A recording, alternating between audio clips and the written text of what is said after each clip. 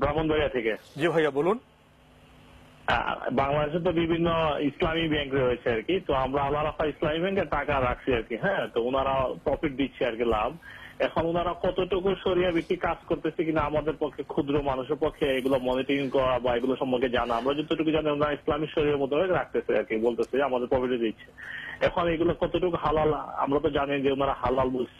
হ্যাঁ, আমাদের পক্ষে সম্পূর্ণ মনিটরিং করা সম্ভব না আসলে ওনারা ব্যবসা কিভাবে করতেছে না করতেছে। জি ভাই, আমরা আপনার প্রশ্নটি বুঝতে পেরেছি। আপনাকে প্রশ্নের জন্য ধন্যবাদ। আপনার চেতনায় যে প্রশ্ন জেগেছে আমরা হালাল পাচ্ছে কিনা, এই চেতনায় বোধ আমাদের আকাঙ্ক্ষার বিষয়।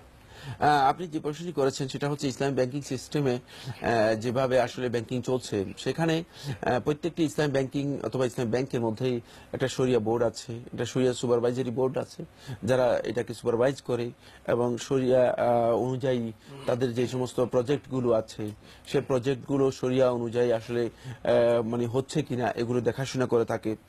এরপর তারা ক্লায়েন্টদেরকে এটাও বলে থাকে যে তাদের এখানে মূলত তারা কোনো সুদ দেয় না। যদি এতটুকু মানে এনশিওর করা যেতে পারে এবং এতটুকু যদি তারা কনফার্ম আপনাকে বলে, তাহলে আপনি এর পেছনে আর অতিরিক্ত লাগার দরকার নেই, কারণ আপনার অতিরিক্ত দায়িত্ব নেই। আপনার এতটুকু দায়িত্ব রয়েছে যে আপনি এতটুকু জানতে পেরেছেন যে এখানে শরিয়া বোর্ড আছে, শরিয়া অনুযায়ী পরিচালিত হচ্ছে, শরিয়া দেখাশোনা করতেছে এবং তারা বলতেছে যে ক্লায়েন্টদেরকে তারা কোনো ধরনের সুদের লেনদেন করছে না এবং সুদের ভিত্তিতে কোনো চুক্তিও হচ্ছে না। যদি এতটুকু হয় তাহলে আপনি সেটাকে ইসলামী ব্যাংক হিসেবে গ্রহণ করে সেখানে আপনি লেনদেন করতে পারেন, সেটা আপনার জন্য জায়েজ রয়েছে।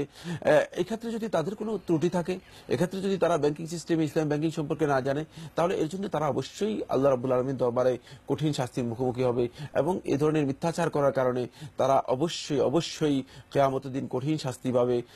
কারণ ইসলামকে কেউ ইসলাম নিয়ে ব্যবসা করার জন্য ইসলামকে কেউ একটি প্রশ্ন চলে আসে, ত্রুটি দুই রকম হতে পারে, একটা ইচ্ছাকৃত ত্রুটি, নিয়তের ত্রুটি, আরেকটা হলো সীমাবদ্ধতার ত্রুটি। না না, দুটি একরকম। সীমাবদ্ধতার বিষয়টি ইসলামে একেবারে স্পষ্ট করে দেওয়া হয়েছে, ফামান তুররা গায়রা বাগিন ওয়ালা আদিন ফালা ইসমা আলাইহি। এটাকে সীমাবদ্ধতাকে আল্লাহ সুবহানাহু ওয়া তাআলা একেবারে স্পষ্ট করে দিয়েছেন। যদি কোনো কারণে সীমাবদ্ধতা এসে যায়, সেখানে একটা দিক নির্দেশনা দেওয়া আছে ইসলামের মধ্যে। একেবারে এটা হলো ইসলামের মৌলিক যে রুল, এটা ফান্ডামেন্টালস গুলোর অন্যতম একটা, সেটা হলো যে মৌলিক রুলস হচ্ছে যে কোনো কারণে যদি সীমাবদ্ধতা এসে যায় তাহলে সেটা মানে সেটাকে ওভারকাম করার পদ্ধতি রয়েছে ইসলামের মধ্যে। কিন্তু সে যেটা বলছেন নিয়তের বিষয়টি এবং ইচ্ছাকৃত করার বিষয়টি, সেখানে কিন্তু কোনো সন্দেহ নেই। যদি ইচ্ছাকৃত কেউ এই ধরনের কাজের মধ্যে লিপ্ত হয়ে থাকে অথবা শরিয়া সুপারভাইজারি বোর্ড আসলে সেটাকে যেভাবে সুপারভাইজ করা দরকার সেটা যদি না করে থাকে, তাহলে অবশ্যই তারা গুনাহগার হবে, এতে কোনো সন্দেহ নেই। এর জন্য কোনো ক্লায়েন্ট আসলে নিজে ক্ষতিগ্রস্ত হবে না এবং ক্লায়েন্ট এর জন্য তাকে দায়বদ্ধতা বা তাকে কোনো ধরনের জবাবদিহি করতে হবে। আমাদের দেশে এমন কোনো ব্যাংক আছে কিনা যা ইসলামী শরিয়া মোতাবেক চালিত হয়? ইসলামী শরিয়া মোতাবেক কথাটা বলা সহজ, বাস্তবায়ন অনেক কঠিন। যদি আপনাদেরকে প্রশ্ন করি এখানে কে এমন ব্যক্তি আছেন যে ইসলামী শরিয়া মোতাবেক তার জীবনের সবকিছু পরিচালনা করছেন, হাত তোলেন। আমি আসলে সিরিয়াসলি বলছি, হাত তোলেন।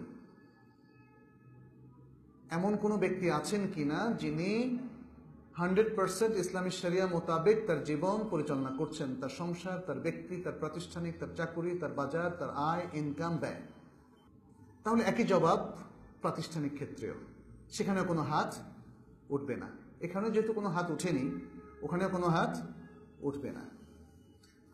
এখানে আমি যদি প্রশ্ন করি তাহলে আপনারা কি ইসলামের মধ্যে নাই? আপনারা কি শরিয়া কমপ্লায়েন্সকে মেনটেন করার জন্য চেষ্টা করছেন না? আপনাদের জবাব হবে ইসলামিক ব্যাংকগুলোর ক্ষেত্রেও একই জবাব। চেষ্টা করছে কিন্তু 100% কেউ করতে পারছে না। হ্যাঁ, আরেকটা প্রশ্ন করব, সেটা হচ্ছে আপনারা কেউ কি ইচ্ছা করে কোনো ভুল করেন নাকি সব ভুল অনিচ্ছায় হয়? অনিচ্ছায় যদি ভুল হয় তাহলে আল্লাহ মাফ করে দেবেন। ইচ্ছা করে ভুল যদি করেন তাহলে সেই জন্য আল্লাহ আপনাদেরকে পাকড়াও করবেন, তারপরে তওবা করলে হয়তো আল্লাহ মাফ করে দেবেন। ইসলাম ব্যাংকগুলো এর মধ্যে কোনো অফিসার অথবা ব্যাংক যদি ইচ্ছা করে তারা কোনো ভুলে সম্পৃক্ত হয় তাহলে আল্লাহ তাদেরকে সেই জন্য পাকড়াও করবেন। এবং যদি তাদের ইচ্ছার বিরুদ্ধে সিস্টেমের কারণে, যেহেতু কনভেনশনাল অন ইসলামিক সিস্টেম, অর্থনীতি এখানে পরিচালিত হচ্ছে। অতএব যেখানে তারা বাধ্য হন, থেমে যেতে বাধ্য হন, সেটা হয়তো আল্লাহ মাফ করবেন। কিন্তু সুযোগ থাকা সত্ত্বেও, সংশোধনের সুযোগ থাকা সত্ত্বেও যদি কোনো ইসলামী ব্যাংক সেটা মেনটেন না করে, তাহলে সেই জন্য তারা ধরা খাবে। কনক্লুশনে বলবো, এককভাবে এটা বলা সম্ভব নয় যে একটা ইসলামী ব্যাংক 100% ইসলামিক কমপ্লায়েন্সটা মেনটেন করছে। আবার এটাও বলা সম্ভব নয় যে এই ইসলামিক ব্যাংকটা 100% আসলে কনভেনশনাল, পুরোটাই ধোঁকা। এটাও বলা সম্ভব নয়।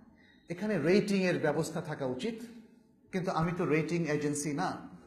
অতএব কোন ব্যাংক ইসলামিক কমপ্লায়েন্স প্রোটেকশনের ক্ষেত্রে কতটা রেট প্রাপ্ত হবে, 90, 95, 85, 60, 47, 30, 25 নাকি 20 অথবা আন্ডার 20, আই ডোন্ট নো।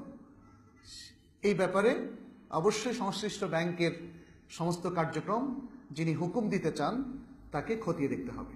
তবে এই ব্যাংকগুলোর সাথে মুআমালা জায়েজ কিনা সেটা প্রশ্ন আসতে পারে। কতটা ইসলামিক এটা রেটিং এর সাথে রিলেটেড, এবং সে উত্তরটা আমরা সুনির্দিষ্টভাবে দিতে পারবো না। তবে এতটুকু বলা যাবে যে তারা চেষ্টা করছে, সেই চেষ্টায় আমাদের হেল্প করা উচিত। যে কোনো প্রতিষ্ঠান শরিয়া কমপ্লায়েন্সকে প্রোটেক্ট করতে চায়, তাদেরকে হেল্প করা উচিত। ইভেন তাদের রেটিং যদি অনেক নিচেও থাকে, না করে আপনি কি করবেন? না করে কি করবেন? যদি সব সেক্টরিতে একই অবস্থা, ইঞ্জিনিয়ারিং, প্রশাসন, মেডিকেল, সেই ক্লিনিকগুলো সবখানে তো একই অবস্থা, আপনি কি বলবেন যে আমি ক্লিনিকে চিকিৎসা নেব না, আমি এই ডাক্তারের কাছে যাব না কারণ তিনি কমিশন খান, এই প্রকৌশলীকে আমি নিয়োগ করব না কারণ সে 2 নম্বর করে? আপনি তো যে প্রকৌশলী নিয়োগ করেন না কেন, আপনি যদি নিজেও বিল্ডিং করেন, প্রকৌশলী সেখানে 2 নম্বর করতেই পারে, সেটা তার থাকবে। আল্লাহ তাকে পাকড়াও করার মেথোডোলজি নির্ধারণ করে দিয়েছেন, সেই মেথোডোলজি আমরা সবাই জানি। আল্লাহ কিসে পাকড়াও করবেন, কিসে করবেন না। কিন্তু এই সমাজে চলতে গেলে আমাকে তো কোনো না কোনো ব্যাংকে যেতে হবে। তাহলে মন্দের ভালো যেগুলোতে, সেগুলোতে আমাদের যেতে হবে। যেগুলোতে শরিয়া কমপ্লায়েন্স মোটামুটি আছে, শরিয়া কমপ্লায়েন্স যেগুলো রক্ষা করে, তার মধ্যে যেটা রেটিংটা একটু বেশি বলে আমার কাছে মনে হয়, আমি সেটাতে যাব।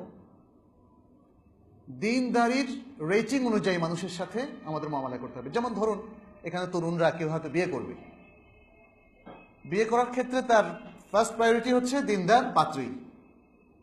তাহলে একজনের দিনদারির 90%, আরেকজনের 85, আরেকজনের 50, আরেকজনের 30, আপনি কি 30%-এর কাছে যাবেন? বা 50-90% থাকতে? এখানে দিনদারিকে ফযফার বিযাতিদ দ্বীন রাসূল সাল্লাল্লাহু আলাইহি ওয়াসাল্লাম বলেছেন। ঠিক তেমনি প্রতিষ্ঠানের ক্ষেত্রে যখন বাচ্চাকে স্কুলে ভর্তি করাবেন, দেখবেন যে কোথাও সে সঠিক তারবিয়াতটা পাবে, সে স্কুলে, সেই মাদ্রাসায় আপনি যাবেন।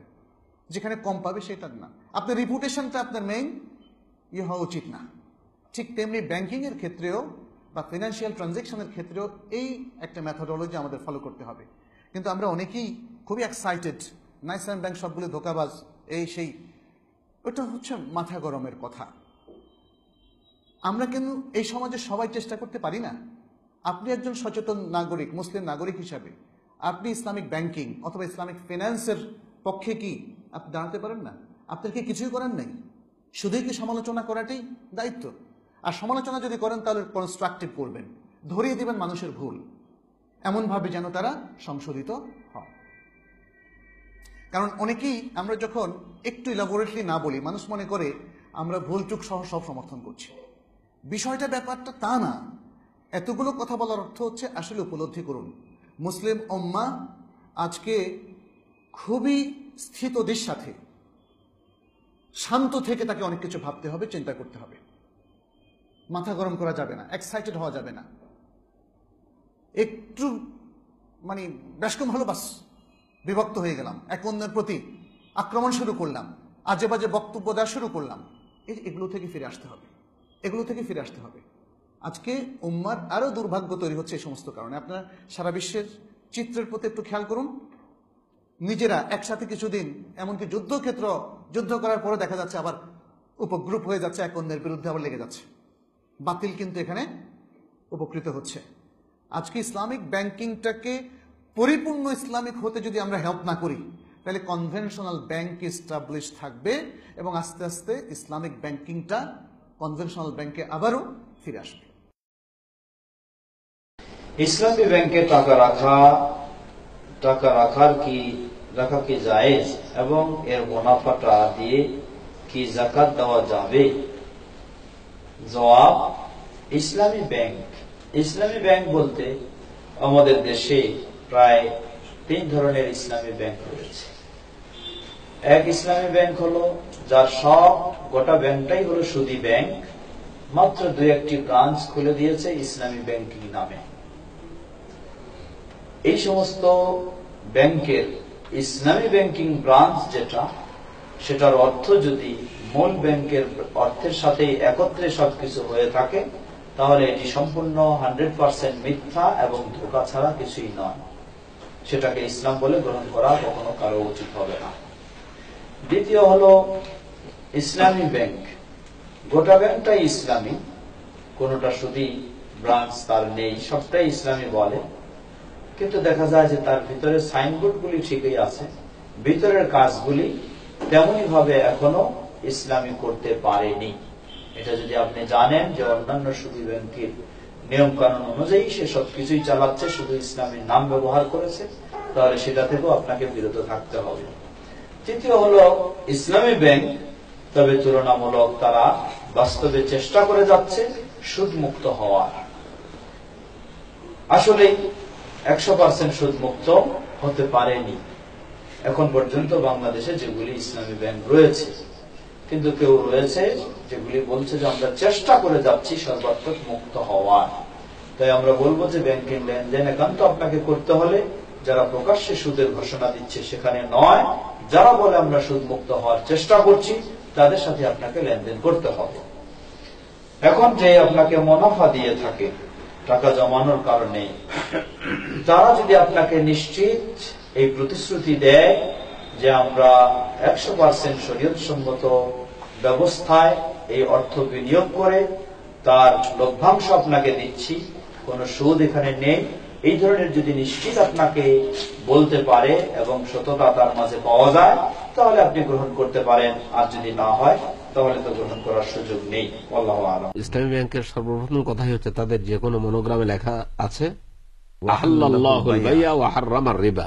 জি, আল্লাহ ব্যবসাকে হালাল করেছেন, সুদকে হারাম করেছেন।